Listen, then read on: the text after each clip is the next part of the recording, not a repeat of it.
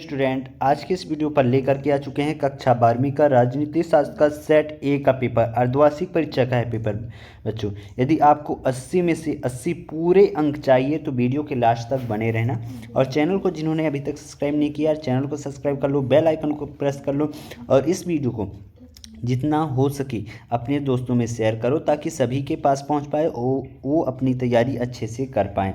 और इसका पूरा सॉल्यूशन के साथ आपको प्रोवाइड कराने वाला हूँ, पूरा आंसर रहेगा और ये वीडियो 2 पार्ट पर आएगा, फर्स्ट पार्ट और सेकंड पार्ट में। फर्स्ट पार्ट में हम प्रश्न क्रमांक 1 से पूरे प्रश्न क्रमांक 10 तक देखेंगे और सेकंड पार्ट में 10 से देखेंगे 23 तक, क्योंकि वीडियो बहुत लंबा हो जाएगा तो एक इकट्ठा इसलिए नहीं डाल रहा हूँ। 2 पार्ट में आएगा, दोनों को अच्छे से तैयार कर लेना और वीडियो को जितना हो सके अपने दोस्तों में शेयर करना ताकि वो भी अच्छे से तैयारी कर सकें। ये सेट बी का है। सेट ए का जैसे ही पेपर आएगा मैं अपलोड कर दूंगा, उसको देखना मत भूलना, उसको भी तैयार कर लेना। हर एक क्वेश्चन को आपको तैयार करना है, एक भी क्वेश्चन आपके छूटने नहीं चाहिए बच्चों। ठीक, यहाँ पास देखो सही विकल्प चुन करके लिखने को आया हुआ है। तो पहला क्या है, संपूर्ण विश्व में साम्यवाद के प्रेरणा स्रोत थे, तो कौन थे? इसका आंसर होगा ब नंबर, व्लादिमीर लेनिन थे। ठीक, फिर दूसरा क्या है, यूरोपीय आर्थिक सहयोग संगठन की स्थापना कब हुई थी? तो 1948 में हुई थी। कब हुई थी? 1948 में। अगला क्वेश्चन यहाँ पास देखिए, राष्ट्रीय पंचायत किस देश की संसद का नाम है? तो किस देश की संसद का नाम है? नेपाल। ठीक, फिर अगला क्या है, द्वितीय पंचायती योजना किसके द्वारा तैयार की गई थी? तो चौथे को होगा बीसी महालनोबिस। ठीक, पीसी महानोबिल्स। ठीक, फिर यहाँ पास देखो पचमा क्या है, भारत की विदेश नीति का आधार है, तो इसका होगा विश्व बंधुत्व। ठीक, फिर यहाँ पास देखिए अगला क्वेश्चन यहाँ पास आप देख सकते हैं, पंडित जवाहरलाल नेहरू के निधन के बाद उनके राजनीति उत्तराधिकारी बने, तो कौन बने? लाल बहादुर शास्त्री। कौन? लाल बहादुर शास्त्री। फिर अगला क्या है, रिक्त स्थानों की पूर्ति कीजिए, यानी यहाँ पास आपको रिक्त स्थान की पूर्ति करना है। तो यहाँ पास मैं आपको बताते जा रहा हूँ, आप अच्छे से लिखते जाइएगा। ठीक, तो पहला क्या है, जनता द्वारा बार्निल की दीवार को वर्ष खालिस्तान में तोड़ा गया, तो कब तोड़ा गया? 9 नवंबर 1989 को। कब? 9 नवंबर 1989 को। ठीक, फिर अगला क्वेश्चन क्या है, यूरोपीय संघ की स्थापना खालिस्तान वर्ष में हुई थी, तो 1992 में हुई थी।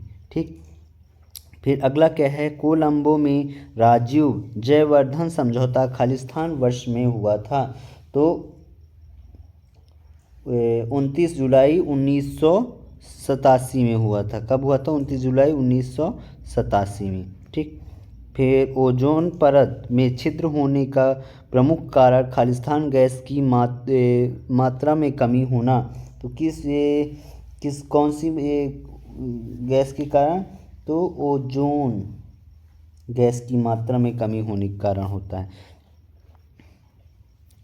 फिर यहाँ पास देखो, प्रथम योजना आयोग के अध्यक्ष खालिस्तान थे, तो कौन थे? जवाहरलाल नेहरू थे। भारत बांग्लादेश के बीच फरक्का समझौता पर हस्ताक्षर खालिस्तान वर्ष में हुआ था, तो 1996 में हुआ था। ठीक, फिर अगला यहाँ पास देखो, सत्य दिए गए हैं जिसमें आपको सत्य बताना है। तो पहला क्या होगा? असत्य होगा, दूसरा असत्य, तीसरा असत्य, चौथा क्या है? चौथा का होगा सत्य, पांचवा असत्य और छठवां सत्य होगा। तो इस तरीके से आप सत्य असत्य लगा लीजिएगा। फिर यहाँ पास देखिए सही जोड़ी का मिलान करना है, जिसमें शॉक थेरेपी का परिणाम इसका हो जाएगा, इसका क्या होगा? अर्थव्यवस्था तहस नहस। ठीक, फिर 2 ध्रुवी की समाप्ति तो इसका होगा 1990। फिर ताशकंद समझौता, इसका हो जाएगा ताशकंद समझौता कब हुआ था? 1966 में हुआ था। 10 दिसंबर को मनाया जाता है, तो 10 दिसंबर को क्या मनाया जाता है? मानवाधिकार दिवस मनाया जाता है। ठीक। फिर पृथ्वी सम्मेलन का होगा रियो डी जेनेरो।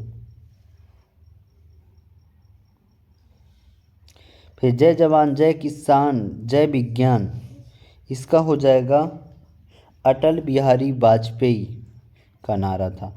भारतीय चीन युद्ध 1962 में हुआ था। तो इस तरीके से आप सही जोड़ी का मिलान कर सकते हैं।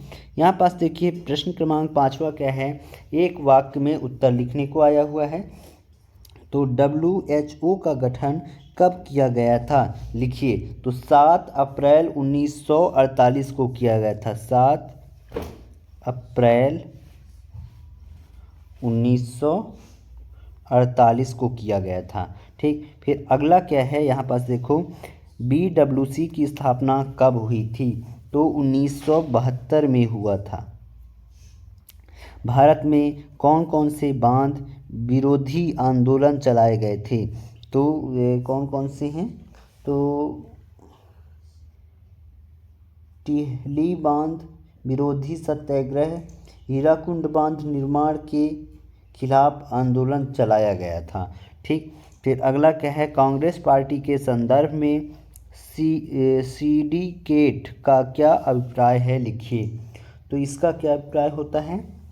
कांग्रेस के भीतर ताकतवर और प्रभावशाली नेताओं के एक समूह से है जिनका संगठन पर नियंत्रण था। ठीक। फिर अगला क्या है? आपतन काल क्या है? तो इसका क्या होगा? जब देश में आंतरिक वार और आर्थिक रूप से खतरे की आशंका हो तो राष्ट्रपति द्वारा घोषित किया जाता है। 6वां क्या है?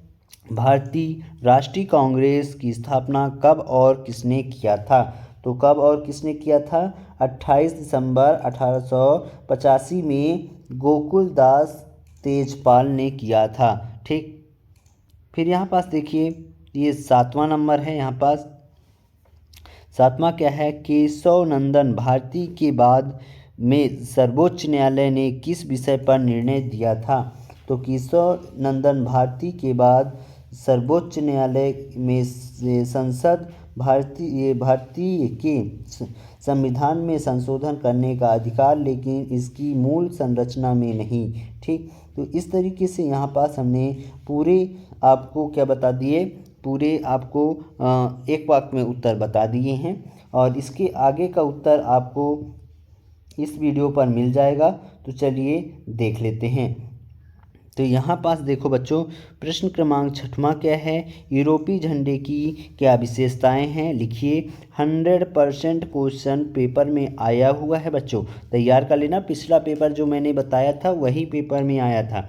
अथवा देखना क्षेत्रीय संगठन के प्रमुख उद्देश्य लिखना है। कम से कम आपको 3 उद्देश्य आने चाहिए और 3 उद्देश्य लिख करके आना चाहिए। 2 नंबर का है 3 उद्देश्य लिख करके आओ।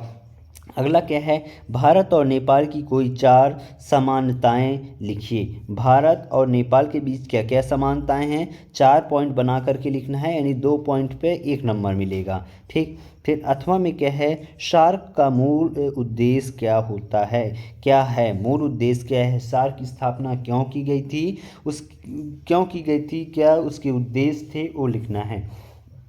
8वां नंबर क्या है? आतंकवाद क्या है? लिखिए। और इसके अथवा में है सुरक्षा किसे कहते हैं? लिखिए। तो ये क्वेश्चन बहुत ही मोस्ट है। ये वैसे भी वीडियो बहुत लंबा हो चुका है, तो इसके आगे का आंसर जो ये आपको यहाँ पास क्वेश्चन हमने बताए हैं 6, 7, 8, तो इसके आपको आंसर पूरा सॉल्यूशन आपको सेकंड पार्ट पर मिल जाएगा। सेकंड पार्ट बहुत जल्द ही वीडियो आ जाएगा। नीचे डिस्क्रिप्शन पर लिंक दे दूंगा, वहां से आप लोग डाउनलोड भी कर सकते हो। तो प्यारे बच्चों मिलते हैं अगले वीडियो के साथ, तब तक लिए जय हिंद जय भारत।